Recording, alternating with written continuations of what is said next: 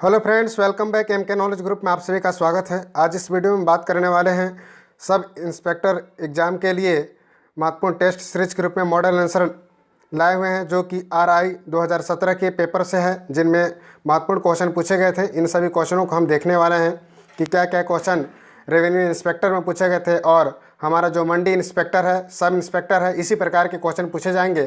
तो व्यापम के द्वारा इस प्रकार के एग्ज़ाम में क्वेश्चन पूछे गए हैं, इससे आप जान सकते हैं।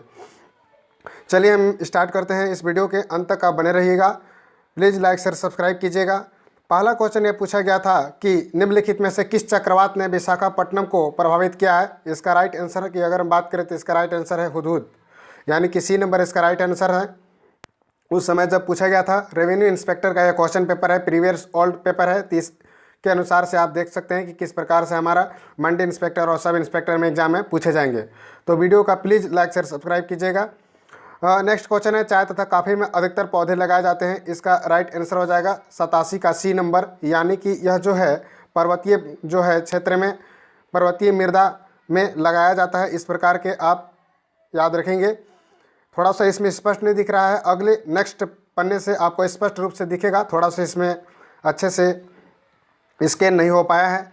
नेक्स्ट है, सूची 1 और सूची 2 से सुमेलित करें और नीचे दिए गए कूट की सहायता से सही उत्तर का चयन करना है। इस प्रकार से तांबा, सोना, लोहा और कोयला से क्वेश्चन हमेशा पूछ लिए जाते हैं। इसका राइट आंसर हो जाएगा 88 का सी नंबर राइट होगा, यानी कि तांबा जो होता है आपका खेतड़ी नामक स्थान राजस्थान के लिए प्रसिद्ध है। सोना जो सभी लोग जानते होंगे, सोना जो है कोलार के खान के लिए प्रसिद्ध है। लोहा जो है बैलाडीला के लिए प्रसिद्ध है और कोयला झरिया झारखंड में प्रसिद्ध है। इस प्रकार के नेक्स्ट है कि हाल ही की नोटबंदी के पश्चात रुपये 2000 के नोट पहले कहाँ छपने प्रारंभ हुए थे। इसका राइट आंसर हो जाएगा मैसूर में। थोड़ा सा आप अपने पिक्सल को भी बढ़ा लेंगे, स्पष्ट वीडियो आपको दिखेगा और नेक्स्ट पन्ने से आपको और भी HD क्वालिटी में वीडियो देखेंगे। प्लीज़ आप बने रहिएगा। प्रति व्यक्ति आय संबंधित है 90 का, इसका राइट आंसर हो जाएगा सी नंबर। प्रति व्यक्ति आय विशुद्ध राष्ट्रीय आय से संबंधित है। इसमें छत्तीसगढ़ और भारत के सामान्य जीएस की हम बात करेंगे, जो कि रेवेन्यू इंस्पेक्टर 2017 में एग्जाम में पूछे गए थे और इससे संबंधित और भी एग्जाम में पूछे जाने की संभावना है, क्योंकि कुछ क्वेश्चन जो होते हैं रिपीटेड होते हैं और इन टॉपिक से भी कुछ क्वेश्चन पूछे जाने की पूरी संभावना रहता है। नेक्स्ट क्वेश्चन है, वर्ष 2011 की जनगणना के अनुसार भारत में केरल के बाद किस राज्य में साक्षरता से अधिक था। इसका राइट आंसर हो जाएगा मिजोरम। 91 का राइट आंसर मिजोरम हो जाएगा। भारत सरकार द्वारा सकल घरेलू उत्पाद की गणना करने के लिए किस वर्ष को आधार वर्ष बनाया गया है। तो इसका राइट आंसर हो जाएगा भारत सरकार द्वारा सकल घरेलू उत्पाद की गणना के लिए 92 का इसका राइट आंसर बी हो जाएगा, यानी कि 2011-12 को बनाया गया है। तो इस प्रकार से आप देख पा रहे होंगे कि किस प्रकार से प्रीवियस ओल्ड क्वेश्चन में पूछे गए हैं। तो हमें इन सभी चीज़ों को ध्यान रखेंगे और इन टॉपिक्स को अच्छे से पढ़ते चलेंगे ताकि हमारा एग्जाम और अच्छे से क्लियर हो सके। 93 का क्वेश्चन है कि भारत में कृषि क्षेत्र में न्यून वृद्धि दर का प्रमुख कारण क्या था। इसका राइट आंसर हो जाएगा 93 का बी नंबर, यानी कि सिंचाई सुविधाओं का अभाव। नेक्स्ट क्वेश्चन है, भारत में कौन सी संस्था समाप्त कर दी गई है। 94 का इसका राइट आंसर हो जाएगा आपका बी नंबर, यानी कि योजना आयोग को समाप्त करके आपको जो है 2015 में नीति आयोग का गठन किया गया था। इस प्रकार से आप लोग जान रहे होंगे। वर्तमान में भारतीय मुद्रा के किस मूल्य का नोट प्रचलन में नहीं है। तो उस समय जब एग्जाम लिया गया था उस समय ही नोटबंदी हुआ था 8 नवंबर 2016 को। तो इसमें एग्जाम में करंट अफेयर से इस प्रकार से रिलेटेड क्वेश्चन पूछ लिए जाते हैं। तो 1000 रुपये का नोट होगा। भारत की कौन सी योजना 8 अप्रैल 2015 को प्रारंभ की गई थी। तो 96 का इसका राइट आंसर डी नंबर होगा, यानी कि मुद्रा जो है प्रधानमंत्री मुद्रा योजना। जब भी सरकार द्वारा कोई योजनाएं लागू की जाती हैं उन सभी योजनाओं को इससे पूछ लिया जाता है, तो आप इसको ज़रूर याद करते चलेंगे। और हमारा जो RI का अभी जो आने वाला है, पटवारी वगैरह का भी आने वाला है, इसके कटअप की बात भी हम करेंगे। नेक्स्ट हमारा वीडियो उस पर आने वाला है, तो प्लीज़ आप लाइक शेयर सब्सक्राइब करते चलेंगे। जब किसी पत्थर को एक रस्सी के एक सिरे पर बांधकर वृत्त में घुमाया जाता है तो यह वृत्त में घूमना जारी रखता है। इसका कारण क्या है। 97 का इसका राइट आंसर बी नंबर होगा, आप लोग इसको याद रखेंगे। नेक्स्ट क्वेश्चन है, निम्नलिखित में से कौन सा सही है, बताना है। बैगनी प्रकाश का तरंगदैर्घ्य न्यूनतम होता है तथा इसकी आवृत्ति न्यूनतम होती है। बैगनी प्रकाश का तरंगदैर्घ्य न्यूनतम होता है तथा इसकी आवृत्ति अधिकतम होती है। बैगनी प्रकाश की आवृत्ति न्यूनतम होता है तथा इसकी तरंगदैर्घ्य अधिकतम होती है। बैगनी प्रकाश का तरंगदैर्घ्य अधिकतम होता है तथा इसकी आवृत्ति अधिकतम होता है।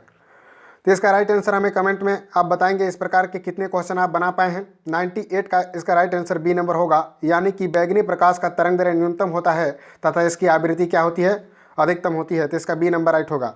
नेक्स्ट क्वेश्चन को हम बढ़ रहे हैं। नेक्स्ट हमारा क्वेश्चन है निम्नलिखित में से कौन सा सदिश नहीं है। तो इसका राइट आंसर हो जाएगा आपका 99 का राइट आंसर हो जाएगा सी नंबर, यानी कि ऊर्जा। यानी कि जैसे कि बल, वेग, ब से जो संबंधित अधिकांश लोग जो आते हैं वो सदिश राशि के अंतर्गत आते हैं। ऐसे ट्रिक्स के माध्यम से आप याद रख सकते हैं, जैसे कि बल में ब आ रहा है, संवेग में ब आ रहा है, वेग में भी वे आ रहा है। तो ब से संबंधित जितने भी रहते हैं वे सदिश राशि के अंतर्गत आते हैं, और जहाँ पर ब या वे नहीं आते हैं वहाँ पर आप ऐसे अंदाज लगा सकते हैं कि वह अदिश राशि के होंगे। नेक्स्ट क्वेश्चन की ओर हम बढ़ रहे हैं। निम्नलिखित युग्म में से कौन सा गलत है, इसका राइट आंसर बताना है। 100 का इसका राइट आंसर सी नंबर होगा। डिप्थीरिया जो होता है प्रोटोजोआ से, कथन गलत है। टिटनेस बैक्टीरिया से होता है। रेबीज वायरस से होता है। डायबिटीज डिजेनरेटिव डिजीज से होता है। इस प्रकार की चीज़ें आपको याद रखना है। रोगाणु से संबंधित या जीवाणु विषाणु से संबंधित क्वेश्चन आपको पूछे जाते हैं।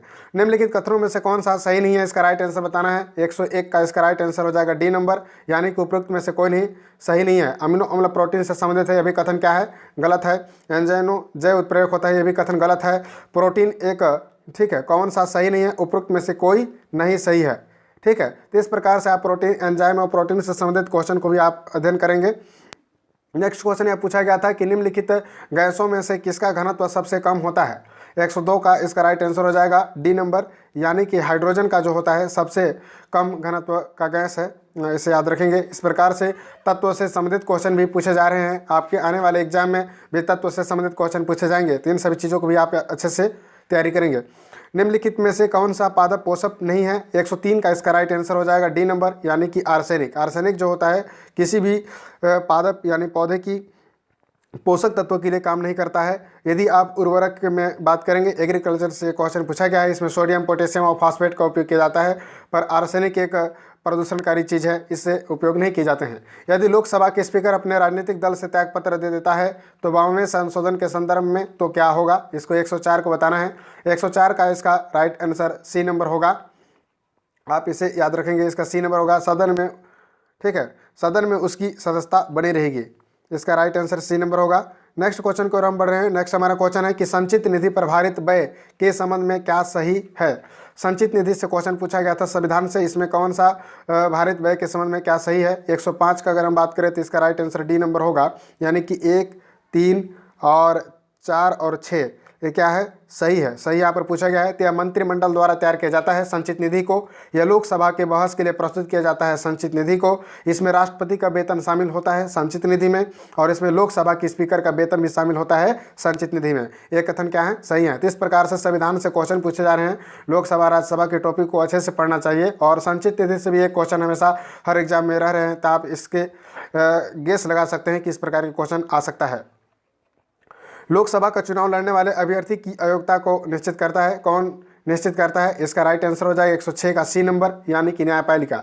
न्यायपालिका यह निर्धारण करता है कि कौन सा अभ्यर्थी अयोग्य है या योग्यता प्रदान करता है। इसके संबंध में लोकसभा के चुनाव लड़ने वाले अभ्यर्थी की अयोग्यता का संबंध जो है वह न्यायपालिका द्वारा निर्धारित किया जाता है। नेक्स्ट हम बात करते हैं कि संविधान के अनुच्छेद 19 के संदर्भ में निम्नलिखित का सही क्रम क्या है। 107 का इसका राइट आंसर बी नंबर होगा, यानी कि 1, 4, 5, 3, 2, 6 है। तो संविधान का जो है हमारा अनुच्छेद 19 के संदर्भ में निम्नलिखित का सही क्रम बताना है, जिसमें आपको 6 दिए हुए हैं। उसमें पहला जो आता है वाक्य और व्यक्ति की स्वतंत्रता है, उसके बाद ये आता है, उसके बाद दूसरे नंबर पर आता है सभा की स्वतंत्रता, इसके बाद आता है संघ निर्माण की स्वतंत्रता, इसके बाद आता है भ्रमण की स्वतंत्रता, इसके बाद निवास और बसने की स्वतंत्रता, और अंत में आता है 6ठे नंबर में जो है वृत्ति, उपजीविका, व्यापार और कारोबार की स्वतंत्रता। तो इस प्रकार से संविधान का जो मूल अधिकार है और नीति निर्देशक तत्व है, एक क्वेश्चन वहाँ से बनते हैं हर एग्जाम में। तो आपको मूल अधिकार और नीति निर्देशक तत्वों को भी आप अच्छे से अध्ययन करना चाहिए, और हमारे एमके नॉलेज ग्रुप को इस प्रकार से सब्सक्राइब कीजिए। आपको इसी प्रकार के कई रणनीति की क्वेश्चन आपको मिलते रहेंगे। टेस्ट सीरीज भी आपको आने वाले समय में आपको इस चैनल पर देखने को मिलेंगे, और आपको और भी बहुत सारी चीज़ें आपको मिलेंगी। नेक्स्ट हम बात करते हैं कि संविधान की प्रस्तावना में लिखे गए निम्नलिखित शब्दों का सही क्रम क्या होगा। 108 का इसका राइट आंसर डी नंबर हो जाएगा। तो ये देखिए प्रस्तावना से क्वेश्चन पूछा गया है और इस प्रकार से थोड़ा डीपली क्वेश्चन पूछे जाते हैं। आप अच्छे से थोड़ा पढ़ेंगे। प्रस्तावना में आपने पढ़ा होगा कि किस प्रकार से दिया गया है। पहले यहाँ पर न्याय की बात करता है, दूसरा है स्वतंत्रता की बात, दूसरा नंबर पर समानता है और तीसरे क्रम पर जो है इसमें भातृत्व। तो इस प्रकार से यह कथन आपका राइट होगा। इस प्रकार से डीपली थोड़ा सा पढ़ा करें। भारत के उपराष्ट्रपति के निर्वाचन के संदर्भ में निम्न में से कौन सा सुमेलित नहीं है? तो भारत के उपराष्ट्रपति के निर्वाचन के संदर्भ में निम्न में से कौन सा सुमेलित नहीं है? 109 का इसका राइट आंसर डी नंबर होगा, आर वेंकट रमन। संविधान के अनुच्छेद 368 को संशोधित करने के लिए एक विधेयक लोकसभा के विचाराधीन है। मतदान के समय 271 सदस्य उपस्थित थे और सदन सर्वसम्मति से विधेयक को पारित कर देता है। अब विधेयक का क्या होगा? 110 का इसका राइट आंसर बी नंबर होगा, यानी कि विधेयक पारित घोषित नहीं होगा। ठीक है। संविधान के अनुच्छेद 368 में संशोधित करने के लिए एक विधेयक लोकसभा में विचाराधीन है और मतदान के समय 271 सदस्य उपस्थित थे और सदन सर्वसम्मति से विधेयक को पारित कर देता है। अब विधेयक क्या होगा? तो पूर्ण बहुमत इसमें चाहिए होता है। तो पूर्ण बहुमत 271 में आपको मिल नहीं पा रहे हैं, इसलिए इस विधेयक को पास नहीं माना जाएगा। क्योंकि लोकसभा की अगर हम बात करें तो अभी वर्तमान में कितने 545 हैं, तो इसलिए 271 उनको क्या होता है 2/3 बहुमत होना चाहिए। इसलिए 2/3 बहुमत ना होने के कारण विधेयक को पारित नहीं माना जाएगा, यानी घोषित नहीं होगा। निम्नलिखित में से कौन सा वैदिक विज्ञान वर्तमान समय में काफ़ी प्रशंसनीय है और पुनर्जीवित किया गया है? इसका राइट आंसर हो जाएगा 111 का बी नंबर राइट होगा, यानी कि गणित एक वैदिक विज्ञान के अंतर्गत आता है जिसे पुनः पुनर्जीवित किया गया है और यह काफ़ी प्रशंसनीय है और सभी क्षेत्रों में इसका वर्तमान में अनुप्रयोग हो रहा है। मौर्य काल में निम्नलिखित में से कौन सा शिक्षा का सबसे प्रसिद्ध केंद्र था? आप लोग सभी लोग जानते होंगे। मौर्य काल में आपका 112 के इसका राइट आंसर ए नंबर होगा, यानी कि तक्षशिला, जहाँ पर बहुत महान व्यक्तित्व लोगों ने अध्ययन किया हुआ है। शिक्षा का सबसे महत्वपूर्ण केंद्र माना जाता है मौर्य काल में। निम्नलिखित में से दिल्ली के किस सुल्तान के समय में दक्षिण भारत को विजित किया गया था? 113 का इसका राइट आंसर सी नंबर होगा, यानी कि अलाउद्दीन खिलजी। नेक्स्ट क्वेश्चन है निम्न में से किस गवर्नर जनरल ने हड़प के सिद्धांत की नीति को प्रारंभ किया था? इसका राइट आंसर हो जाएगा लॉर्ड डलहौजी द्वारा हड़प नीति को लाया गया था। नेक्स्ट है भारतीय राष्ट्रीय कांग्रेस के निम्नलिखित में से किस अधिवेशन में 1907 में प्रथम फूट पड़ी थी? इसका राइट आंसर 115 का आपका हो जाएगा ये नंबर, यानी कि सूरत अधिवेशन में। इसका राइट आंसर आप याद रखेंगे, सूरत अधिवेशन। नेक्स्ट क्वेश्चन है निम्नलिखित में से किस योजना द्वारा 1947 में भारत का विभाजन हुआ था? तो भारत का विभाजन जो था माउंटबेटन योजना के तहत किया गया था। नेक्स्ट क्वेश्चन है निम्नलिखित में से किस तिथि को भारत गणराज्य बना था? 117 का इसका राइट आंसर हो जाएगा आपका सी नंबर, यानी कि रायपुर। नेक्स्ट क्वेश्चन को हम चल रहे हैं जो छत्तीसगढ़ के सामान्य जानकारी से है, जिनमें महत्वपूर्ण रूप से क्वेश्चन पूछे गए थे इंस्पेक्टर एग्जाम में। सूची व अनुसूची को मिलाना हुआ है, बहुत ही आसान क्वेश्चन था। इस राज्य का शिमला जो है, इसमें हम बात करेंगे 36 का। तो इस राज्य का शिमला किसे कहा जाता है? मैन पार्ट को शिमला के नाम से हम जानते हैं, आप लोग जानते ही होंगे। इसका आंसर 136 का सी नंबर इसका राइट आंसर हो जाएगा। सालों का जंगलों का द्वीप जो है आपको किसे कहा जाता है? इसका राइट आंसर बस्तर हो जाएगा। शिमला कहा जाता है मैन पार्ट को। इस राज्य का प्रथम जैव प्रौद्योगिकी पार्क है चित्तौड़गढ़ लाफागढ़ को कहा जाता है और इस राज्य का प्रथम जैव प्रौद्योगिकी पार्क यानी कि बायोटेक पार्क जो है वो अंबिकापुर में स्थित है। नेक्स्ट क्वेश्चन की ओर हम बढ़ रहे हैं। 2011 की जनगणना के अनुसार इस राज्य में निम्नलिखित में से किस जिले का जनसंख्या घनत्व सबसे कम है? तो इसका राइट आंसर हो जाएगा आपका 137 का सी नंबर, यानी कि नारायणपुर जिले का था। भारत में निम्नलिखित में से किस अयस्क के उत्पादन में इस राज्य का प्रथम स्थान है? 138 का बी नंबर राइट होगा, यानी कि टीन अयस्क के उत्पादन का। नेक्स्ट हम बात करते हैं कि निम्नलिखित में से किस जिलों की किस जोड़ी में उच्चतम एवं न्यूनतम साक्षरता दर है? तो 139 का इसका राइट आंसर सी नंबर होगा, यानी कि दुर्ग और सुकमा। इस राज्य में लोकसभा की कितनी सीटें हैं? 140 का इसका राइट आंसर ए नंबर होगा, यानी कि 11 जो हैं सीटें हैं। भोजली के संबंध में क्या सही नहीं है? भोजली के संबंध में क्या सही नहीं है? 141 का इसका राइट आंसर सी नंबर होगा। यह किसानों के द्वारा गाया जाता है, गलत है। भोजली एक राज्य का गीत है, यह भूमि जल से संबंधित गीत है।